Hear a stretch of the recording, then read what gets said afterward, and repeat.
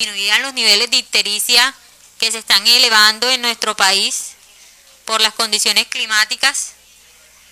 Entonces, los invito a ustedes que de pronto investiguen eso. A mí me ha causado mucha curiosidad ahorita en el tema del posparto, que no sale el sol en las ciudades de Colombia, están aumentando los niveles de ictericia, entonces qué bueno investigar también si este ejercicio físico, aunque no haya sol, disminuye la ictericia.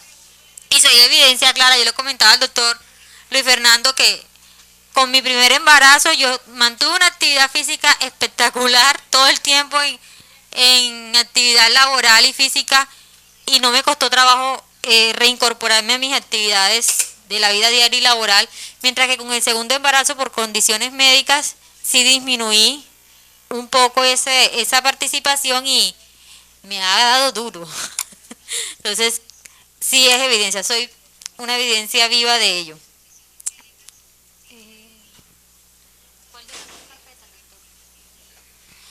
Nos acompaña en estos momentos el doctor Luis Fernando Cárdenas. Él es psicólogo de la Universidad Nacional, con un magíster y un doctorado en la Universidad de Sao Paulo, profesor asociado del Departamento de Psicología Universidad de los Andes, director del Laboratorio de Neurociencia y Comportamiento, presidente del Colegio de Neurociencias Colne, presidente de la División de Neurociencia y Psicobiología del Colegio Colombiano de Psicólogos, y además es editor de las revistas de avance en Psicología Latinoamericana, Psicología y Neurociencias, de la Revista Colombiana de Rehabilitación. Doctor nos va a estar acompañando con las ponencias de integración en neurociencias y los determinantes neuroquímicos del comportamiento en lo que resta de la mañana. Entonces, muchísimas gracias, le damos la bienvenida y es todo, soy el auditor. Gracias. Bueno, ante todo, mil gracias por la invitación y pues, sobre todo poder compartir acá con gente de tanta calidad y pues una cantidad de cosas muy interesantes que creo que desde muchas perspectivas y muchas ópticas nos van tocando a todos.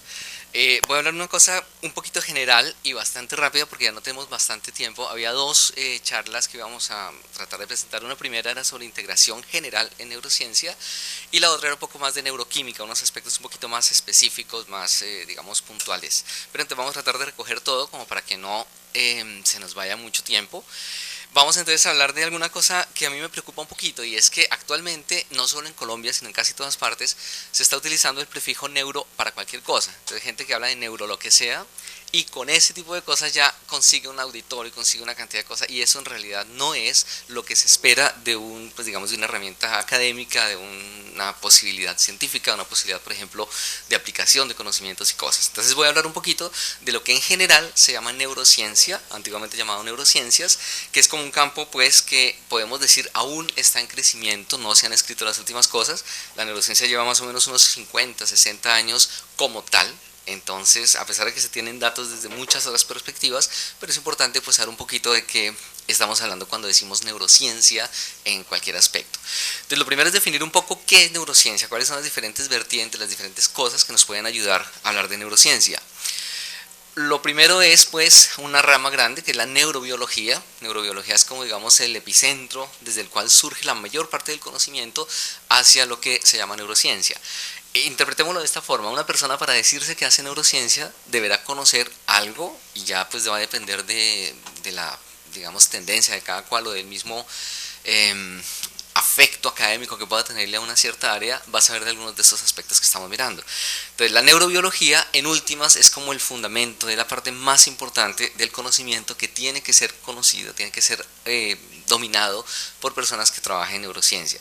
Obviamente la neurobiología pues es una rama enorme, es una cosa que tiene muchísimas alternativas, muchísimas vertientes de estudio. En general podemos decir que es como esto que está ahí, que es como un estudio de más o menos cuál es la constitución o la conformación biológica de un sistema nervioso. En ese sentido, dejamos abierto el sistema nervioso porque gran parte del trabajo en neurociencia se hace con sistemas nerviosos no humanos, y pues uno desde el área de la salud generalmente piensa que se está centrando o que debe centrarse solo en sistemas humanos, en sistemas nerviosos humanos. En realidad, de hecho, los primeros datos que se tuvieron sobre la electrofisiología y sobre cómo es que funcionan transportes iónicos por membrana y cambios de polaridad de las células se obtuvieron en células de calamares. Y de hecho, del calamar hasta nosotros no ha habido mucho cambio, de tal manera que aún entender sistemas nerviosos en general nos da muchas herramientas de cosas que en sistemas nerviosos de humanos nunca podríamos llegar a estudiar. Actualmente hay un gran énfasis, ustedes todos conocen las técnicas de neuroimagenología, cosas como la resonancia funcional, por ejemplo, la tomografía de emisión de positrones o SPECT, bueno, cualquiera de estas técnicas muy avanzadas que nos permiten ver cosas ya en vivo, en funcionamiento, en 4D, o sea, en dimensiones tridimensional, pero además en tiempo, o sea que podemos ver muy claramente qué está pasando en un cerebro hasta ciertos límites, pero cada día tenemos más acceso. Sin embargo, el estudio experimental propiamente dicho, ustedes recuerdan pues por clases de diseño que un modelo experimental significa que ustedes alteren alguna condición, que es lo que se viene a llamar la variable independiente, para obtener cambios en otra cosa. En poblaciones humanas eso no es posible pues por cuestiones éticas y todo lo demás, entonces uno siempre se fundamenta en estudios de otros niveles, en modelos animales, que es una cosa pues que vamos a hablar un poquito más a la hora de la tarde después del almuerzo. En todo caso, la neurobiología más o menos es esto, y existen muchos tipos de neurobiología, solamente aquí estoy mencionando dos, que es la celular y la molecular, pero existen otras categorías, inclusive ustedes pueden colocar acá la biología evolutiva, por ejemplo, que es una vertiente enorme, y en última lo que se trata de estudiar es, entre otras, esas cosas con relación al sistema nervioso. Esto tómenlo solo como un ejemplo de la manera en que se puede abordar un problema tan grande, tan pluripotencial, digamos, tan multifacético, multidimensional, como queramos llamarlo, de la neurociencia. Entonces, la neurobiología nos explica un poquito de esto, y con esto, pues uno ya puede tener herramientas para entender algo de ese tópico central que es neurociencia. Pero además de la neurobiología, existen otras cosas, por ejemplo, la neurofisiología, que si bien la fisiología es una parte de la biología, tiene un interés tan particular en el momento de entender la neurociencia que como tal la definimos como una cosa un poquito separada. Básicamente es relacionado con los criterios funcionales, no solo digamos, lo constitutivo, la forma en que está organizado una célula para decir que está viva, sino cuál es el mecanismo, cuáles son los procesos que se pueden dar dentro de ella, y más o menos eso es lo que quiere decir criterios funcionales. Entonces, la neurofisiología, como da elementos tan importantes del funcionamiento de las células, funcionamiento a nivel celular, cosas que se pueden integrar a nivel ya un poco más macro, nos es muy útil al estudio de la neurociencia, al interior del estudio de la neurociencia. También aquí solamente está hablando de dos tipos de funcionamientos importantes, bioquímicos y eléctricos, o sea, uno puede mirar un poco de toda la parte neuroquímica, que es con lo que vamos a cerrar esta presentación, y un poco de la parte eléctrica, que es pues todo lo que es, por ejemplo, biofísica, estudiar potenciales de membrana, mirar cómo es que un receptor puede modificar la cantidad de entrada de iones de potasio, por ejemplo, ese tipo de cosas. En últimas, en neurociencia eso nos daría entendimiento de esas por lo menos 4 cosas que están ahí. Biopotenciales, conducción, transporte a través de membranas y patologías. Entonces, como les digo, esos son los elementos mínimos, si ustedes quieren, que una persona tiene que saber para poder decir que está haciendo neurociencia o cualquier tipo de alguna cosa. Esa sería neurofisiología.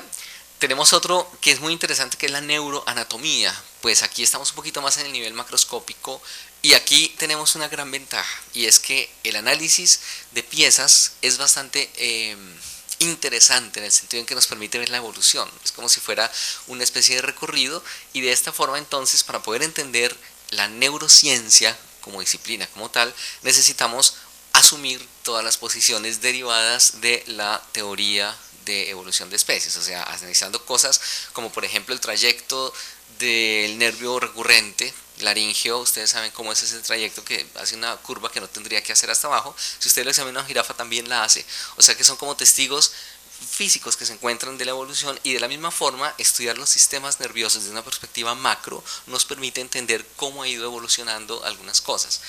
Desde el punto de vista, por ejemplo, de interés particular en una área de la cual vamos a hablar ahora más adelante, que es la neurociencia social, resulta particularmente interesante ver cómo las regiones prefrontales del sistema nervioso han empezado a tener un desarrollo que lo llamamos encefalización prefrontal en humanos. Otras especies, por ejemplo todos los delfínidos, básicamente todos los mamíferos marinos, o sea belugas, ballenas, narvales, delfines, todos ellos tienen en realidad un desarrollo no frontal sino parietal, lo cual hace que sus habilidades cognitivas sean muy diferentes. La neuroanatomía más o menos trata de estudiar eso desde la perspectiva de los componentes un poquito más macroscópicos, pero a veces, y es muy interesante para nosotros, podemos entrar en la histología, porque a veces no solamente es cuestión de cómo es que está organizado macroscópicamente, sino al detalle cuáles son los tipos de conectividad que se encuentran. Por ejemplo, es muy curioso que nosotros, Homo sapiens, a pesar de que tenemos una mayor cantidad de capas perfectamente delimitadas en nuestro córtex, tenemos menor densidad. y lo que nos prima es más bien la cantidad de conexiones sinápticas que hay y cantidades, por ejemplo, en células gliales, células asociadas, puede ser oligodendroglía o astroglía.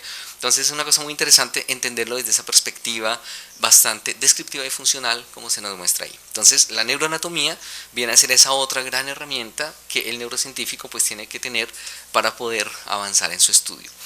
Y una de las que hoy por hoy es como más interesante es la neuroquímica. Particularmente la neuroquímica es un tema muy importante de desarrollo porque a él está vinculado la farmacología, y ustedes recuerdan que los últimos desarrollos en farmacología tienen que ver con la nanofarmacología. Uno de los problemas grandes en la farmacología son los efectos secundarios, o sea, drogas que llegan a todas partes, inclusive donde uno quiere, pero tiene una cantidad de efectos colaterales secundarios en otros sistemas. El interés en la neurofarmacología específica, o lo que se llama la nanofarmacología, en la cual se está trabajando, es lograr fármacos o compuestos o sustancias que tengan un efecto muy específico exactamente en el sitio donde se requiere y no en otros.